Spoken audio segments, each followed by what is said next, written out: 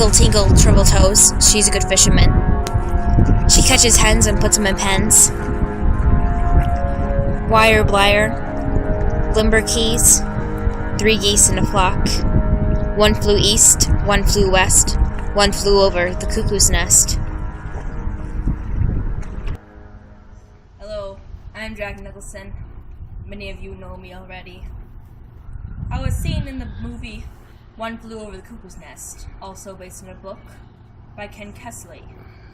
Now I play the famous character of Randall McMurray. Yes, he is a very loud and, well, like me, really. Everyone likes me, so everyone likes him. And, just as a backstory here, he went to the ward because he raped a 15-year-old girl. So he was sent to the work farm for 6 months. He says, hey, I don't like work. So what he does? He starts to act insane and crazy. And so he's sent to the asylum. Doctor says, yeah, we'll take him for a few weeks, evaluate him. No, he's there for a very, very long time, till his unruly death by his best friend, Bootman. Yes, as seen through his life in the ward, he starts as a very sane and very loud and very raunchy young character, and towards the end, he kind of turns to this very sane, gets a few electrocutions in there, and then has a pillow over his face as his best friend kills him. Now, in the ward, his life is almost parallel to that of Jesus' journey. Let's get serious now, folks, okay? It first starts off, you know how he enters the ward. It's just like Jesus when he was baptized. And then his disciples, just like Jesus, it was just like McMurray and his friends, just like Harding, good man. And then when McMurray starts to have electrocution done on him, the table was the shape of a cross, which symbolizes Jesus' crucifixion. And just like Jesus died on the cross for humankind, McMurray died for his troops. That is the true sacrifice that man can do. Yes. And when he first entered the ward, too, as well, lots of entering here, he wanted to go against the nurse, big nurse as they called her.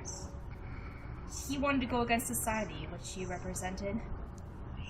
And that, my friends and following viewers, is McMurray.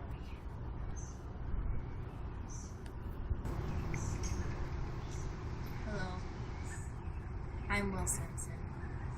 I played Chief Bootman in the well-known book, 1 Flew Over the Cuckoo's Nest by Kesey.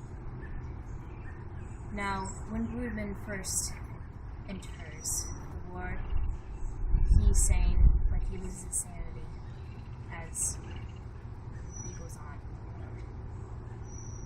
And this is all due to people around him, acting like he's dumb, acting like he's nothing. So he says, I'm done, and he pretends like he's deaf, and this causes him to become weak. He used to be one really strong man, and he became weak. But through McMurray, he became the same man he was before weakness, before people, and he was able to laugh. He was even able to show people he could talk and be himself, really. How he became weak, how he even went in the ward, you may ask yourself. This is all due to his family.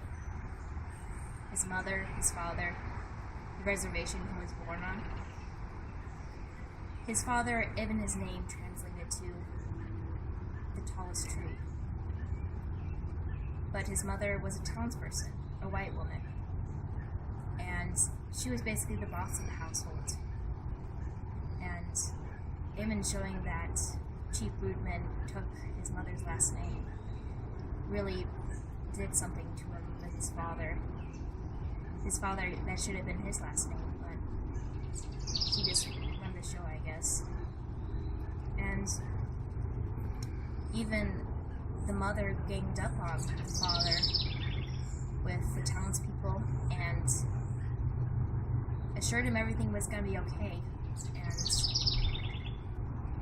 they sold the land to the government to build a dam.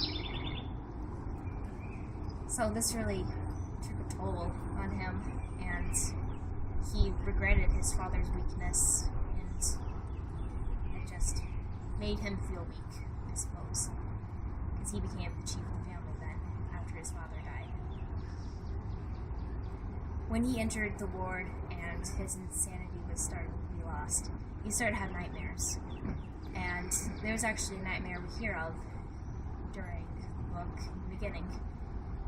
It's when one of the vegetables is pulled up by the chain of his feet and basically killed right in front of Broodman, who's watching this. He goes slice right on his stomach and he dies.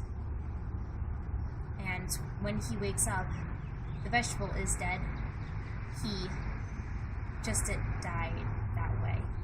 He died of old age and probably died of too many lobotomies and electroshock therapies. There was actually a rumor that went around the ward that Broodman had over 200 electroshock therapies. So he used this as an excuse for his silence and his pretending to be deaf. There's also a big symbol that goes on in the book, which is the fog. The fog is what he saw all over the place in the beginning of the book, and this represented his cloudiness with himself, and I kind of, the fog almost weakened him, I think. But once McMurray started to come, the fog disappeared, he started to be himself again, and this is Chief Broodman. Hi there, I'm Louise Fletcher, and I play the big nurse in the movie One Flew Over the Cuckoo Nest, based on the book by Ken Kesey. And how I would describe the big nurse is straight, stern, flat, and just something about her really, she's fake. Her doll-like appearance kind of bases off of society, really. She's about society's fakeness and how society is able to cover up for their mistakes very easily, like Nurse Ratched is able to. Now, in the meetings that she holds there at the ward, she controls people, I would say. She's able to manipulate all the patients there to thinking, I'm gonna say my rumors and my deepest secrets, but the nurse is just gonna make them feel bad about it, even though they weren't doing anything wrong. She controls more of the ward than the actual doctor does, and she's really the big nurse in that place. Also, during the meetings, she acts as a chicken. Yes, a chicken. And she knows everyone's weaknesses, and she's able to pick out so that they can really reveal it, and she really knows how to get to people. Now, she's used to patients being quiet and being really appropriate, and even the hardest patients who burst out once in a while, she can control them and make them be quiet really easily. And she's not used to McMurray. And McMurray is very loud and he has laughter. She's not used to laughter being in the ward. And actually laughter becomes a motif in the story. And it just keeps coming up that laughter is really a release from controlling other people. And so she's not used to McMurray, and she has a very hard time controlling him. And But once McMurray finds out that she's the only person that's between him and his freedom, she uses this really against him a lot. So yeah, and McMurray even uses her own game against her, especially at the end of the book when you see a crack and McMurray attacks her. That's really where McMurray Kylie won the game there. And even towards the end of the book, she has to write everything on post-it notes, saying things, because she can't speak because of the choking incident. And all the patients don't really respect her as much as she used to. She lost lots of patients then. And she was no longer the big dog once McMurray was there and left. And so that kind of basically really sums up Big Nurse.